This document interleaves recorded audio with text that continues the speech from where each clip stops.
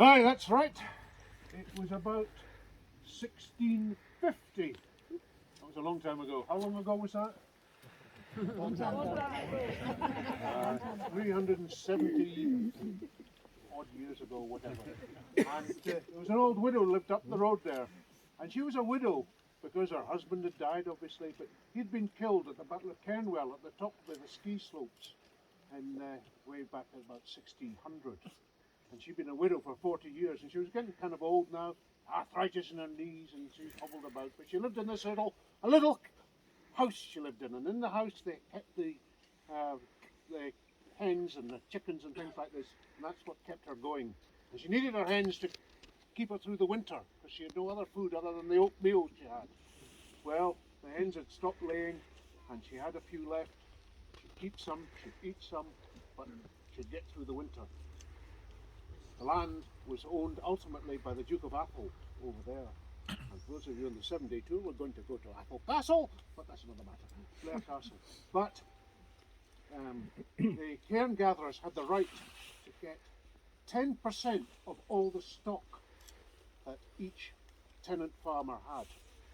So they came to this old widow, and she saw them coming over the hill, and her heart was throbbing because she knew they were ruthless people. She shoved her hens into the house. 26 she had in one cockerel. 10% of 26? Well, it's about 3 years. That's what they were entitled to. The cane gatherers came, and she offered them 3 hens. They just laughed. They said, "You old hag here, what do you think you're doing, trying to offer me that? The Duke of Atholl needs some fair rent. We're going to take all your hens." They started to cut them up and put them into the bag.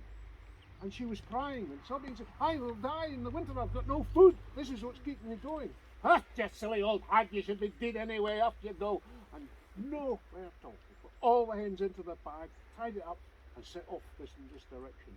The poor widow, she was crying and sobbing, she was going to go. But she knew it was a Finegand, one of his ancestors, lived in a big house over there, Finegand Farm. She made her way there and said, "MacComie, help me. The cane gatherers have taken all my hens." MacComie said, "Right, that won't do." Called 2 of his sons and 1 of his servants. We're gone after him. And they chased after the cane gatherers. And they caught up with them here, right at this very stone. And MacComie called the head one over and said, "You've taken all this widow's hens. Give her back what she's entitled to." And they laughed. "What are you going to do?" He said. There were 20 of them. And this MacComie and his 2 sons and his servant, no chance. And they just laughed and told him to get lost. MacComie said, "I tell you once more, give her back her hens, or there'll be trouble." And the guy laughed again. MacComie took out his sword, wham! Chopped off his head. It landed on the ground. The others looked at him. 2 of them advanced towards him. Wham! Wham! 2 more heads. The others were terrified. They handed over the sack with the hens, and they ran off as fast as they could, back to Atholl's. MacComie got up, picked up the sack and opened it. And the chickens and the hens were fluttering around here. And a big cockerel got up onto that stone there and started crowing, "Ha ha ha ha ha ha ha ha ha," laughing at the Atholl men. He ran away. And that is why this is called the Cockstane. And ever since that day, the MacThomases have been meeting here whenever there's any trouble, or when there's social occasions like today.